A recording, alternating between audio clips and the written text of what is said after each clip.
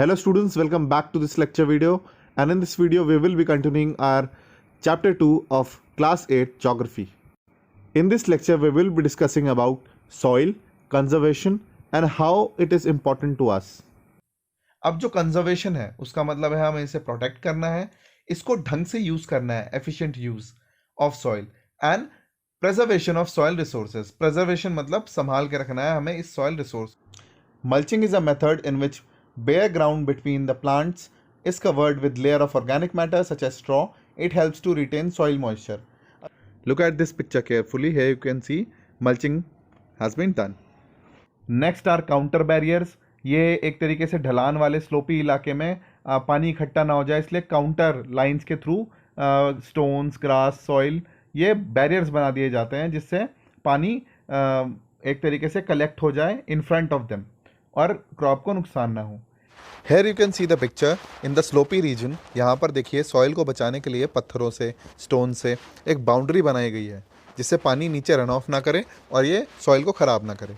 इसे हम कहते हैं counter barriers. Terrace farming is done in hilly areas where जो हमारे खेत होते हैं उनको हम टेरेस की तरह बना देते हैं.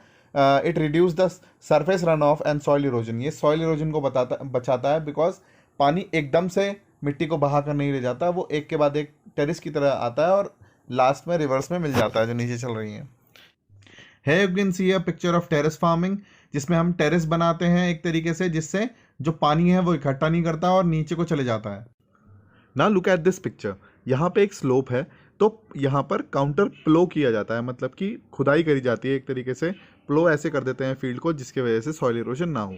टेरेस फार्मिंग से इसलिए अलग है क्योंकि टेरेस फार्मिंग में हम हिल को एक स्टेप वाइज करते हैं, इसमें हम प्लो करते हैं एक तरीके से. शेल्टर बेल्ट्स ये क्या करते हैं, जो एरिड रीजन होते हैं जहाँ पर बहुत सारी धूल उड़ती है और विंड बहुत तेज़ी से ब्लो करती है, राजस्थान गुजरात वाला इलाका, तो ऐसे पेड़ लगा दिए जाते हैं हमारी एग्रीकल्चर फील्ड्स के साइड में, जिससे जो धूल आती है वो हमारे क्रॉप पर नहीं बैठेगी और जो विंड होती है वो हमारे क्रॉप को डिस्टर्ब नहीं करेगी. इंटरक्रॉपिंग करी जाती है when different crops are grown at alternate rows. एक रो में आपने एक क्रॉप उगाई, फिर दूसरे रो में दूसरी अलग क्रॉप उगा दी. ये प्रोटेक्ट करती है हमें रेन वॉश से.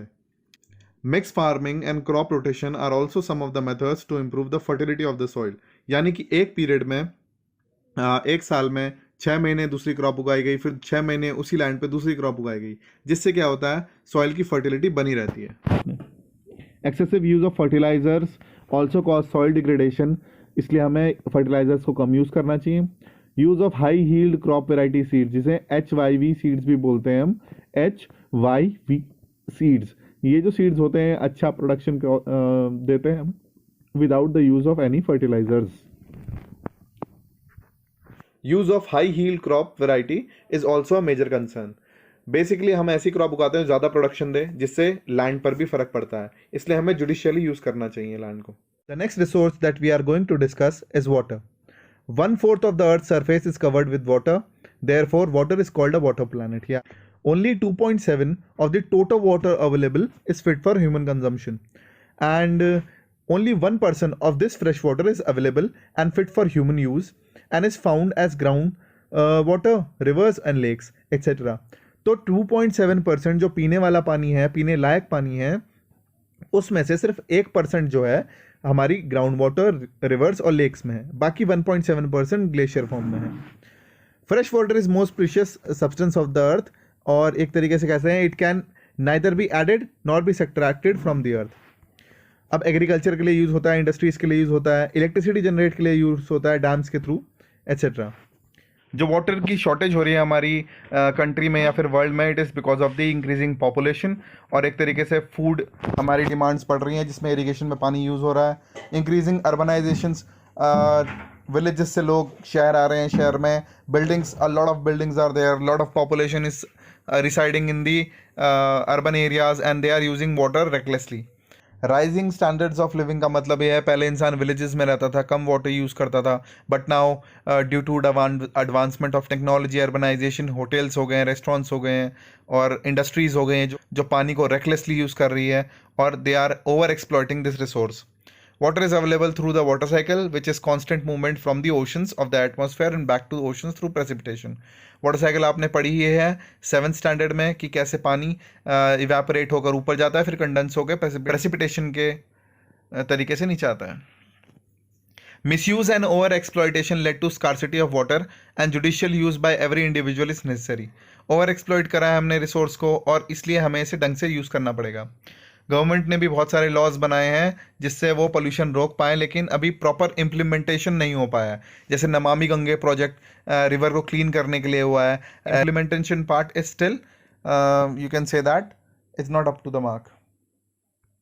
प्रॉब्लम ऑफ वाटर अवेलेबिलिटी, देखिए बहुत सारे रीजन्स हैं वर्ल्ड के जहां अभी भी शॉर्टेज है पानी की, और कॉन्सिक्वेंसेस इसके ये हो रहे हैं कि वेरिएशन आ रहा है सीजनल एंड एनुअल प्रेसिपिटेशन में। पहले जहां पर बारिश ज़्यादा हुआ करती थी अब वहां कम हो रही है। Scarcity is caused by over exploitation and contamination of water resources.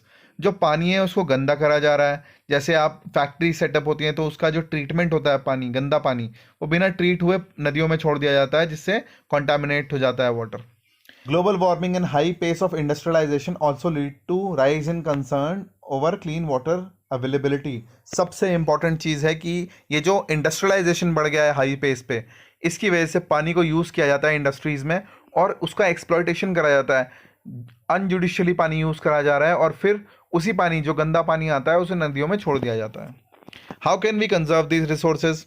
सबसे इम्पॉर्टेंट बात है कि हमें ये समझना होगा वाटर एक रिन्यूएबल रिसोर्स है एंड ओवर यूज़ करने से, इसको पल्यूट करने से ये अनफिट हो जाएगा हमारे पीने के लिए। सीवेज, जो गंदी नाली का पानी होता है, एग्रीकल्चर केमिकल्स, जो हम फर्टिलाइज़र डालते हैं हमारे जो क्रॉप प्रोडक्शन में, उसका पानी जो बह के आता है, इंडस्ट्रियल वेस्ट जो फैक्ट्रीज में से निकलता है पानी, pollute the water with nitrates, metal and pesticides. अब देखिए गंदगी जो उसमें आती है पानी में, fit which is unfit for drinking, nitrates उसमें हो जाते हैं, बहुत सारे मेटल्स एक तरीके से अलग तरीके के, और पेस्टिसाइड्स यानी कि कीड़े मारने। नेक्स्ट पॉइंट इज, अगर हम फॉरेस्ट लगाएंगे और हम पेड़ लगाएंगे, जिससे क्या होगा, जो पानी है वो एक तरीके से बहेगा नहीं और सॉइल इरोजन भी नहीं करेगा, वो जड़ों में चले जाएगा और ग्राउंड वाटर रिप्लेनिश होगा। वाटर हार्वेस्टिंग मेथड्स बहुत इंपॉर्टेंट है। Roof top rain water harvesting भी कर सकते हैं हम, बहुत सारी चीज़ें। कनाल्स भी एक तरीके से बहुत इंपॉर्टेंट रोल प्ले करते हैं इरिगेशन में। जैसे नदी से पानी आ रहा है, उसे काटकर कनाल्स में चेंज कर दिया जाता है, जिससे पानी की बचत होती है। रेन वाटर हार्वेस्टिंग में I have already covered. Recycling plants should be installed to conserve water and stop wastage. पानी को साफ रखने के लिए भी या गंदे पानी को दोबारा साफ करने के लिए भी प्लांट सेटअप होने चाहिए। अगर कोई इंडस्ट्रीज से वेस्ट निकल रहा है, वेस्ट मटेरियल जो पानी के रूप में है, पहले उसका प्रॉपर ट्रीटमेंट होना चाहिए। आप साइंस में पढ़ चुके हैं इसे, या फिर आने वाली क्लासेस में पढ़ेंगे कि एक प्रॉपर चैनल से उसे पहले क्लीन करा जाए, then only it should be send to the rivers. Better irrigation facilities should be develop to conserve water, like drip irrigation use करना या फिर स्प्रिंकलर सिस्टम यूज़ करना। इससे क्या होता है, पानी की बचत होती है। उसका एक तरीके से जो कॉन्टैक्ट जोन है उसे बायोस्फीयर कहते हैं। बायोस्फीयर में लिविंग बींग्स जो होते हैं वो इंटर रिलेटेड होते हैं एक दूसरे के, और एक दूसरे पे डिपेंड भी करते हैं बहुत ज़्यादा for their survival. This life supporting system is known as ecosystem. एक एनिमल दूसरे एनिमल पे निर्भर रहता है अपने फूड या फिर अपने सर्वाइवल के लिए, तो उस सिस्टम को हम कहते हैं इकोसिस्टम।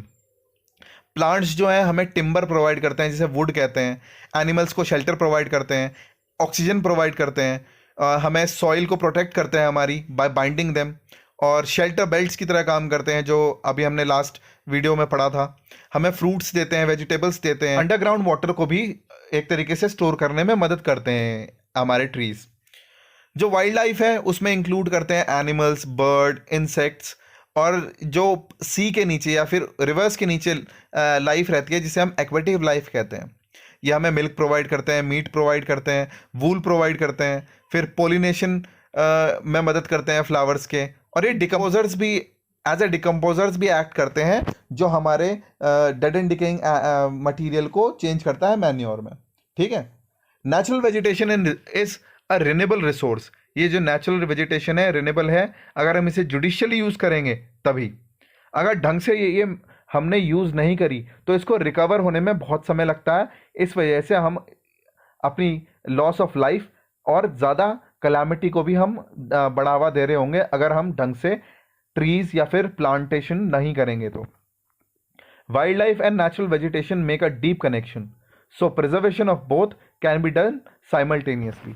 अब जो नेचुरल वेजिटेशन है, यानी कि हमारी फॉरेस्ट हो गए, हमारे जो प्लांट्स हो गए हमारे, और जो हमारी वाइल्ड लाइफ है, ये आपस में एक तरीके से इंटरडिपेंडेंट है और ये आपस में लिंक्ड है। अगर प्लांट्स ही नहीं होंगे तो एनिमल्स सर्वाइव ही नहीं कर पाएंगे, वेजिटेशन ही नहीं होगा तो सर्वाइव नहीं कर पाएंगे। ऐसे ही जो एनिमल्स होते हैं वो भी एक तरीके से बैलेंस बना के रखते हैं इन्वायरमेंट में, ताकि जो हमारा नेचुरल वेजिटेशन है वो सस्टेन कर सके। We will talk about distribution of natural vegetation.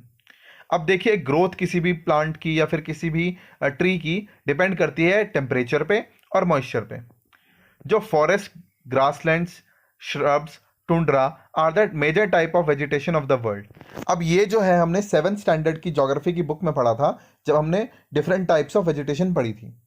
I hope आपको याद होगी। नहीं, forest are associated with areas having abundant water supply.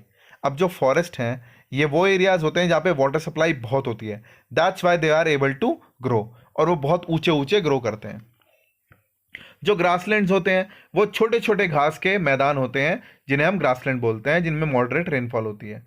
ठीक है, जो मॉइस्चर है वो डिक्रीज हो जाता है एक तरीके से, the size of trees and their density reduces. अब जो ग्रासलैंड्स एरिया है वहाँ पे ट्रीज आपको बहुत कम मिलेंगे, घास के मैदान को ग्रासलैंड कहते हैं।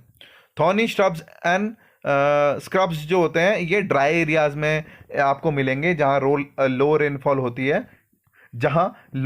होती है, The plants of this region have deep roots and leaves with thorny and waxy surface that helps reduce loss of moisture through transpiration. अब ये जो जिस एरिया में बिलोंग करते हैं, ये थॉर्नी श्रब्स जो होती हैं और स्क्रब्स जो होती हैं, इनकी जो लेयर होती है लीव्स की, उसमें वैक्सी सरफेस होती है ताकि ट्रांसपिरेशन ना हो सके, लॉस ऑफ वाटर जिसे हम कहते हैं थ्रू लीव्स।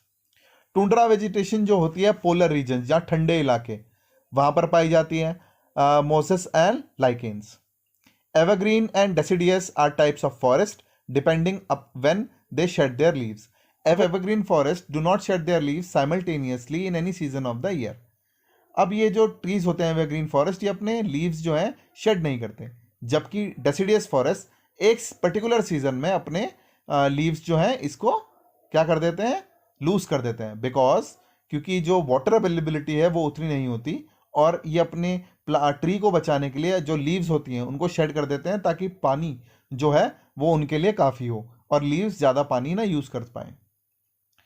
इंडिया में ज़्यादातर जो एवरग्रीन फॉरेस्ट हैं और डेसिडियस फॉरेस्ट हैं are found which are rich source of timber and forest produce. India में ये दोनों चीज़ पाई जाती हैं, फॉरेस्ट और ये टिम्बर यानी कि लकड़ी के लिए हमें फ़ायदेमंद देते हैं, और फॉरेस्ट प्रोड्यूस जो इनसे फॉरेस्ट जैसे गम हो गया, मेडिसिनल हर्ब्स हो गई, एट्सेट्रा।